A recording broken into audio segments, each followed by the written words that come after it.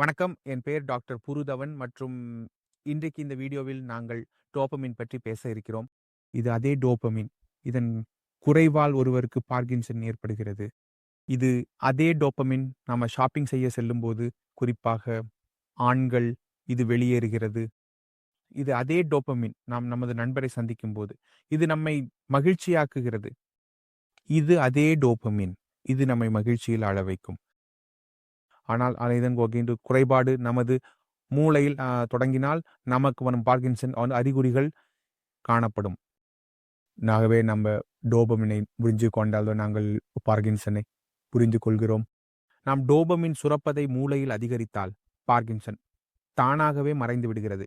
அது நம்முடைய உடலில் டோபமினை எவ்வாறு இயற்கையாக வெளியிடுவது என்பதை இந்த வீடியோவில் புரிந்து கொள்ள முயல்கிறோம். டோபமின் என்பது நமது மூளையில் வெளியிடப்படும் ஒரு நியூரோ டிரான்ஸ்மிட்டர் ஆகும். நாம் மகிழ்ச்சியான செயல்பாடுகளை செய்யும் போது இது வெளியிடப்படுகிறது. ஆனால் இது நமது தசைகள் மற்றும் மூளையின் இடையிலான ஒருங்கிணைப்பிலும் உதவுகிறது. எனவே ஒருவர் அதிகமாக யோசிப்பவராக இருந்தால், என் நாட்டில் என்ன நடக்கிறது என்று தொடர்ந்து யோசிக்கிறார், அல்லது செய்திகளை பார்த்து அதில் தவறாக நடக்கிறது என்று நினைக்கிறார். என்னிடம் இது தவறாக நடக்கிறது, என்னிடம் மட்டுமே நடக்கிறது என்று நினைக்கிறார். இது என்னுடன் நடக்கக்கூடாது. அல்லது அந்த நோயாளி இரவில் குறைவாக தூங்குகிறார், 2 மணி நேரம் தூங்கினார், 3 மணி நேரம் தூங்கினார், அல்லது அந்த நோயாளி இரவில் 3 முறை சிறுநீருக்காக எழுந்திருக்கிறார். அந்த நோயாளிகளுடன் இப்படியான செயல்பாடு நடக்கிறதா என்றால், அவர்களிடம் நாம் காணக்கூடியது என்னவென்றால், மூளை டோபமின் உற்பத்தி செய்ய குறைக்கிறது. இதனால் மூளை மற்றும் தசை இடையிலான ஒருங்கிணைப்பு குறைந்தால் என்ன நடக்கும் என்றால், குலுக்கல்கள். இந்த குலுக்கல்கள் ஆரம்பிக்கின்றன. அப்படியானால் நமக்கு பார்கின்சன் ஏற்படுகிறது என்றால் எந்த வயதிலும் ஏற்படலாம். நமக்கு ஏற்படுகிறது என்றால் இப்பொழுது அதிலிருந்து எப்படி வெளியேறுவது ரொம்ப முக்கியமானது. முதலாவது விஷயம், எந்த காரணத்தால் உங்களுக்கு எந்த வயதிலும் பார்கின்சன் ஏற்படுகிறது என்பதை நீங்கள் கண்டுபிடிக்க வேண்டும். நீங்கள் குறைவாக தூங்கினால், குறைவாக உறங்கினால், 4 மணி நேரம் தூங்கினால், 5 மணி நேரம் தூங்கினால், தூக்கம் வரவில்லை என்றால் முதலில் தூக்கத்தை சரி செய்யுங்கள்.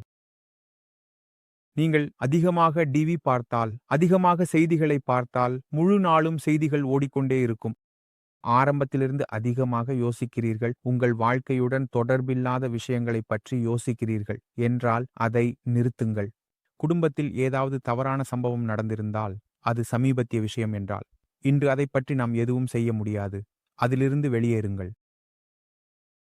நாம் இந்த காரணங்களை நமது வாழ்க்கையிலிருந்து நீக்கி ஒவ்வொரு நல்ல விஷயத்தையும் வாழ்க்கையில் வரவிடும்போது பார்கின்சன் நோய் முடிவடையத் தொடங்குகிறது. மீண்டும் சொல்கிறேன், நீங்கள் மனச்சோர்வு ஏற்படுத்தும் விஷயங்களை வெளியேற்றினால், நல்ல விஷயங்களை வாழ்க்கையில் வரவிடினால், நமது வாழ்க்கை மேம்படத் தொடங்குகிறது. இப்போது வாழ்க்கையில நல்ல விஷயங்கள் வர்றதுனால் என்ன? உதாரணமாக, நீங்கள் காலை எழுந்து சிறிது தியானம் செய்தீர்கள், நீங்கள் ஓடினீர்கள், 4 பேரிடம் வணக்கம் கூறினீர்கள், ஏழை, சைக்கிள் ஓட்டி வந்தீர்கள், காய்கறி விற்பவரை சந்தித்தீர்கள், காய்கறி விற்பவரிடமிருந்து காய்கறிகள் வாங்கினீர்கள், அவருக்கு பணம் கொடுத்தீர்கள், சிறிது விலை பேசினீர்கள், அவர் சொன்னார், பாபுஜி கொத்தமல்லி எடுத்துக்கொள்ளுங்கள், உங்களுக்கு நன்றாக தோன்றியது, யாரோ எனது கவனத்தை எடுத்துக்கொண்டார்கள் என்று. இந்த சிறிய செயல்கள் தான் பெரிய விளைவுகளை ஏற்படுத்துகின்றன. நீங்கள் பின்தேராகி வேலைக்கு சென்றீர்கள், உங்கள் மேலாளர் உங்களை பாராட்டினார், நீங்கள் நல்ல வேலை செய்தீர்கள் என்று. அதனால் இந்த சிறிய சிறிய விஷயங்கள் வாழ்க்கையில் மிகவும் முக்கியமானவை, ஏனெனில் அவை நம்மை மகிழ்ச்சியாக உணர வைக்கின்றன. மாலை நேரத்தில் நீங்கள் வருகிறீர்கள், விளையாடச் செல்கிறீர்கள், விளையாடுகிறீர்கள், நீச்சல் செய்கிறீர்கள், மக்களை சந்திக்கிறீர்கள், பார்ட்டிக்கு செல்கிறீர்கள். நான் உங்களை அழைக்கிறேன், யாரோ ஒருவரிடம் நீங்கள் செல்கிறீர்கள். அதனால் நாம் சமூகமயமாகி மக்களை சந்தித்து, குறிப்பாக உங்களின் போன்று சிந்திக்கும் நல்லவர்களை சந்திக்கிறோம், உங்களின் போன்று பேசுகிறோம், ஒரே தலைப்பில் பேச முடிகிறது. இது மிகவும் முக்கியமானது. ஏனெனில் நாம் இதை செய்யும்போது எங்கோ நமது மூளையில் அந்த டோமைன் கெமிக்கல் வெளியிடப்படுகிறது. இது நம்மை மனதளவில் ஆரோக்கியமாக வைத்திருக்கிறது. நமது தசைகளுக்கு இடையில் மூளை ஒருங்கிணைப்பை ஏற்படுத்துகிறது மற்றும் நம்மை நோய்களிலிருந்து, குறிப்பாக மனநோய்களிலிருந்து விலக்கி வைக்கிறது. அதனால் நமக்கு நம்முள் முதலில் மாற்றங்களை செய்ய வேண்டும். நாங்கள் ஒவ்வொரு நல்ல விஷயத்தையும் வரவேற்க வேண்டும். ஏனெனில் பார்கின்சன் நோயாளிகளில் பெரும்பாலானவர்களுக்கு. மனச்சோர்வு காணப்படுகிறது. அவர்களுக்கு முன் எந்த வேலை செய்தாலும் அவர்களுக்கு மகிழ்ச்சி கிடைக்காது. அவர்கள் சிரிக்க மாட்டார்கள். அப்படின்றாக்கி முதல் மாற்றம் என்ன செய்ய வேண்டும்? நீங்கள் உங்களுக்குள் அந்த மாற்றத்தை கொண்டு வர வேண்டும். நீங்கள் ஒவ்வொரு நல்ல விஷயத்தையும் ஏற்க வேண்டும். நீங்கள் தொடங்கும் போது உங்கள் பார்கின்சன் தானாகவே மெதுவாக குறையத் தொடங்கும். நிம்மதியை கவனத்தில் கொண்டு வேலை செய்தால் அது வேகமாக நடக்கத் தொடங்கும். நீங்கள் இப்போ ஜெயிக்க வேண்டும் என்று நான் என்னை மாற்ற வேண்டும். அப்புறம் சரி, இப்போது நான் என்னை மாற்றுவேன். அப்பந்து உங்கள் மாற்றம் தொடங்கும். உங்களுக்கு நிம்மதியாக தூக்கம் வரவில்லை என்றால் இரவு உணவை தவிர்க்காதீர்கள். முழு உணவை சாப்பிடுங்கள். உடற்பயிற்சி செய்யுங்கள். இரவில் தானாகவே தூக்கம் வரும். உங்கள் வாழ்க்கையில் இப்ப என்ன உள்ள எந்த தடையும் எந்த இடையூறும் இருக்கிறதோ அதை மதிப்பீடு செய்யுங்கள். அதை நீங்கள் கடந்து செல்ல வேண்டும். அதை உடைக்கவும் அதை வெல்லவும் நீங்கள் ஒரு வழியை கண்டுபிடிக்க வேண்டும். அது மருந்துகளுடன் இருக்கலாம். அது மருந்துகள் இல்லாமல் இருக்கலாம். அது வாழ்க்கை மாற்றத்தால் இருக்கலாம். அது தினசரி பழக்க மாற்றத்தால் இருக்கலாம். நீங்கள் எந்த வழியையும் தேர்வு செய்யலாம். ஆனால் உங்கள் மூளைக்குள் உங்கள் சிகேஷனை அதிகரிக்கவும். ஏனெனில் நீங்கள் எவ்வளவு மருந்து எடுத்தாலும் சிண்டோபா லிவோடோபா அது உங்களுக்கு 23 மணி நேரத்திற்கு தற்காலிக நிவாரணம் அளிக்கிறது. ஆனால் முழுமையான நிவாரணம் அளிக்காது. மேலும் நாம் சிண்டோபா லிவோடோபா எடுத்து சில ஆண்டுகள் கழித்து அதன் பக்க விளைவுகளை டிஸ்கைனேஷியா வடிவத்தில் காணலாம். உங்கள் தோல் தன்னிச்சையாக நகர்கிறது. நீங்கள் முழுமையாக இயக்க முடியவில்லை. நாக்கின் இயக்கம், கழுத்தின் இயக்கம் தன்னிச்சையாக நடக்கிறது. இது பார்ப்பதற்கு மோசமாக இருக்கும். 20 நீங்கள் நடக்க முடியவில்லை, எழுந்திருக்க முடியவில்லை, பேச முடியவில்லை. அவர் ஏதோ பேசுகிறார், ஆனால் நமக்கு புரியவில்லை.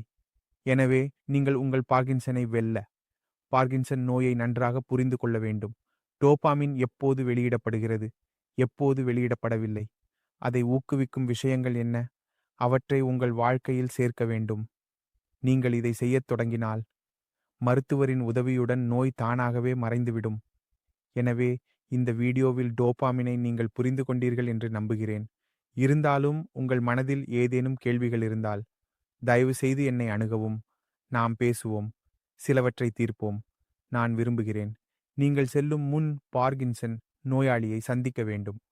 ஏனெனில் நாம் ஒருவரை பார்த்தால் அவர் நம்மைப் போல இருக்கிறார். நாம் அவரை ஊக்குவிக்கிறோம். மேலும் நாம் ஊக்குவிக்கப்படும்போது டோபாமின் வெளியிடப்படுகிறது. எனவே தவறவிடாதீர்கள். வணக்கம், என் பெயர் டாக்டர் புருதவான்.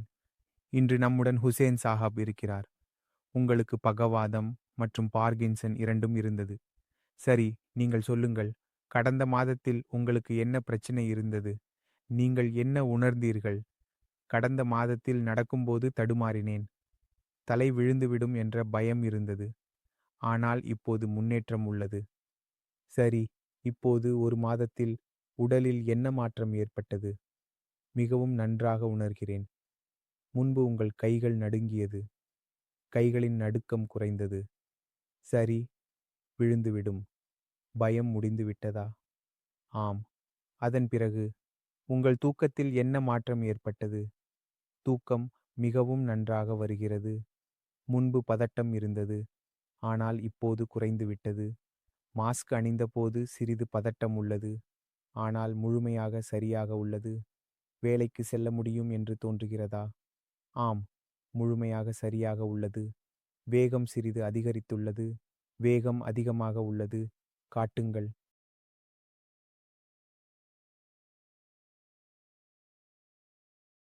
நடக்கும்போது இன்னும் கைகள் குலுக்குகின்றன. சரி, நீங்கள் இவர்களுடன் இருக்கிறீர்கள். இவர்களில் என்ன மாற்றம் காண்கிறீர்கள்? சரியாக வந்தது. முன்பே மிகவும் சரியாக வந்தது. நல்ல சவன்னி அளவுக்கு வந்துவிட்டது. சரி, முதல் நடக்கும்போது விழுந்து விடுவது போல் இருந்தது. ஆமாம், கைகளில் குலுக்கல் மிகவும் அதிகமாக இருந்தது.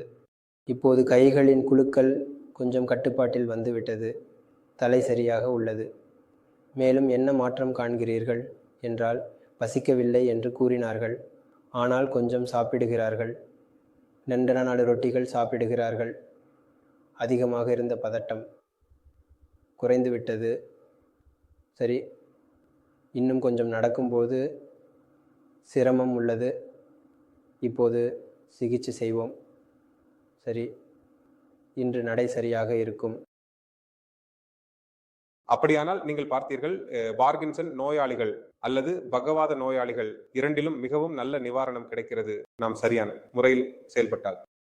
இந்த முடிவுகளை நீங்கள் ஒரு மாதத்தில் பார்க்கிறீர்கள். இது ஏன் மற்றும் எந்த காரணத்தால் என்பதை புரிந்து கொள்வது மிகவும் முக்கியமாகிறது. நாம் பார்கின்சன் பற்றி பேசும்போது பார்கின்சன் உள்ளவர்களின் மூளையின் செல்கள் இறந்து கொண்டிருக்கின்றன, குறைந்து கொண்டிருக்கின்றன. இதனால் மூளையின் செல்கள் ஒரு ரசாயனத்தை உருவாக்குகின்றன, அதாவது டோபமின். அது உருவாக முடியவில்லை. மேலும் உங்கள் தசைகள் மற்றும் மூளையின் ஒருங்கிணைப்பு குறைய ஆரம்பிக்கிறது. நோயாளிகளில் நடுக்கம் காணப்படுகிறது, விழுந்துவிடும் பயம் ஏற்படுகிறது, பலம் உணரப்படுவதில்லை. இதை சரி செய்ய நாம் 2 வழிகள் உள்ளன. அல்லது நாம் டோபமினை வெளியே இருந்து எடுத்துக்கொண்டு தொடர்ந்து பயன்படுத்தி, அதே போல நீங்கள் அதனுடன் சிக்கல் என்ன நடக்கிறது என்றால், நீங்கள் மூளையின் உள்ளே இறந்து கொண்டிருக்கும் செல்களை இறக்காமல் தடுக்கவில்லை, அவை தொடர்ந்து இறந்து கொண்டே இருக்கும். மேலும் சிண்டோபாவின் அளவு அதிகரிக்க தொடங்கும். தீங்கு என்னென்றால், சில காலத்திற்கு பிறகு சிண்டோபா வேலை செய்யாமல் விடுகிறது. சிண்டோபா எடுத்துக்கொண்டிருந்தாலும் உங்களுக்கு நிம்மதி கிடைக்கவில்லை. ஆனால் மூளையின் உள்ளே ஏற்படும் சேதத்தை தடுக்க முடிந்தால் நமது வேலை சுலபமாகிவிடும். மூளையின் மையத்தில் ஏற்படும் சேதம் ஒரு காரணத்தால் ஏற்படுகிறது. அதன் பின்னால் ஏதோ ஒரு காரணம் இருக்கும். தானாகவே எதுவும் நிகழாது. மூளையின் செல்கள் தானாகவே இறக்காது. ஏதாவது ஒரு காரணம் கண்டிப்பாக இருக்கும். நீங்கள் அந்த காரணங்களை நீக்கினால் மூளையின் செல்கள் மேலும் உருவாகுவதை நிறுத்திவிடுகின்றன. இப்போது பார்கின்சனில் மூளையின் செல்களுக்கு சேதம் விளைவிக்கும் பல காரணங்கள் உள்ளன. சரி, சிலவற்றை நாம் கட்டுப்படுத்த முடியும், சிலவற்றை கட்டுப்படுத்த முடியாது. எனவே நாம் என்ன பார்க்கிறோம் என்றால், நம் கட்டுப்பாட்டில் உள்ள விஷயங்களை நாம் கட்டுப்படுத்தினால் நோயாளிகளில் மிகவும் விரைவாக மாற்றங்களை காணலாம். உங்களுடன் நாம் பார்த்தது போல இப்போது வெறும் 1 மாதம்தான் ஆகிறது. மிகவும் கடுமையான மாற்றங்கள் உள்ளன. ஆனால் இந்த மாற்றங்களை தொடர்ந்து முன்னேற்றுவதற்கு கொஞ்சம் நேரம் தேவைப்படும். ஏனெனில் 1 மாத காலம். ஆனால் நோயின் அடிப்படையில் பார்த்தால் இது மிகவும் குறைவானது. 1 மாதம், 20 நாட்கள் ஆகின்றன. நீங்கள் உங்கள் பாதையில நின்று விடுகிறீர்கள். சரி, இப்போது வீட்டுக்கு போகிறீங்களா? அப்போதும் மருந்து எடுக்க வந்தீர்களா? அதனால இப்பற்காக நாங்கள் உங்களை கொஞ்சம் பயிற்சி செய்கிறோம். ஏனெனில் உங்களுக்கு விழுந்துவிடும் என்ற பயம் இருக்கிறது. அது ஒரு காரணமாக தெரிகிறது. முன்னே வளைந்து நடக்கிறீர்கள். நீங்கள் முன்னே வளைந்து நடக்கிறீர்கள் என்றால் எப்போதும் உங்களுக்கு விழுந்துவிடும் என்ற பயம் இருக்கும். அப்படி என்றால் ஒரு முறை நீங்கள் நிமிர்ந்து நிற்கவும், பின்புறம் வைக்கவும், உடலை தளர்த்தி விடுங்கள். முன்னே சற்றே வளைந்து விடுகிறீர்கள். இது வளைதல் இல்லை, இது நேராக பின்புறம் இருக்கிறது. சரியா? சும்மா நடக்கவும். கால்களை எடுத்து வைக்கவும். முதலில் குதிகால், பின்னர் பாதம், பின்னர் குதிகால், பின்னர் பாதம். சும்மா நடக்கவும். 11 அடிகள். எவ்வித அவசரமும் இல்லை. நான் பூங்காவில் நடப்பது போல அப்படியே நடக்கவும். நடக்கவும். ஆமா, சரி, நடக்கவும். கைகளை சற்றே தளர்த்தி விடுங்கள். அசையட்டும். இல்ல, இப்படி அசைய வேண்டாம். நான் நடப்பது போல. எனவே என் கைகள் அசைந்து கொண்டே இருக்கும். எனவே நாம் அதை தளர்வாக விட்டுவிட்டு நடக்க வேண்டும். ஏனெனில் அது எடையை சமநிலைப்படுத்த உதவுகிறது. அதனால் கையை முற்றிலும் தளர்த்தவும். விட்டு விடுங்கள். மென்மையாக விடுங்கள். உங்கள் முறையில் அசையட்டும். சரி. மீண்டும் நடக்கவும். உங்கள் உடலை சற்று நகர்த்துகிறீர்கள். ஏனெனில் தசைகள் சற்று இறுக்கமாக உள்ளன. சிறிது இறுக்கம் நீங்கும். உங்கள் நடை சரியாகும். சரி, அப்படி என்றால் நீங்கள் பார்த்தீர்கள், சிறிய சிறிய விஷயங்கள் உள்ளன. கவனம் செலுத்த வேண்டும். நாம் கால்களை எப்படி வைக்கிறோம் என்பதை, நாம் கால்களை இவ்வாறு வைத்தால் நடை வேறுபடும். நாம் இவ்வாறு வைத்தால் நடைமுறையே மாறிவிடும். அதனால் பெரும்பாலும் நோயாளிக்கு பயம் ஏற்படும். அவர் முன்னே வளைந்து நடக்கும்போது இதுவே நகர்வாக மாறுகிறது. அதனால நாம் வளைந்து நடக்கக்கூடாது. நாம் நேராக நடக்க வேண்டும். நேராக நடக்கும்போது கால்களை ஒரு கோணத்தில் வைக்க வேண்டும். முதலில் குதிகால். இவ்வாறு நடக்கும்போது நோயாளிக்கு விழுந்துவிடும் என்ற பயம் மறைந்துவிடும். மீண்டும் நடந்து காட்டுங்கள். பயம் இல்லை. குழந்தை இல்லை. முடிந்தது. சரி. அதனால் உங்கள் நிலையை கவனத்தில் கொள்ள வேண்டும். ஏனெனில் நோய் நமது நடையை மற்றும் பிற விஷயங்களை மாற்றிவிடுகிறது. முந்தைய நிலைக்கு திரும்ப நீங்கள் அதை புரிந்து கொள்ள வேண்டும். நாம் முன்பு எப்படி இருந்தோம் அப்படியே நடக்க வேண்டும். உனக்கு உடம்பு சரியில்லாதப்போ நீ முழு பாதத்தையும் வச்சிருக்க ஆரம்பிச்சுட்ட. அந்த நடை உருவாகி விட்டது. நாம் அந்த நடை உருவாக்கிய போது நமது நடை இந்த உடலை முன்னோக்கி வளைத்துவிட வேண்டியதாக ஆகிவிட்டது.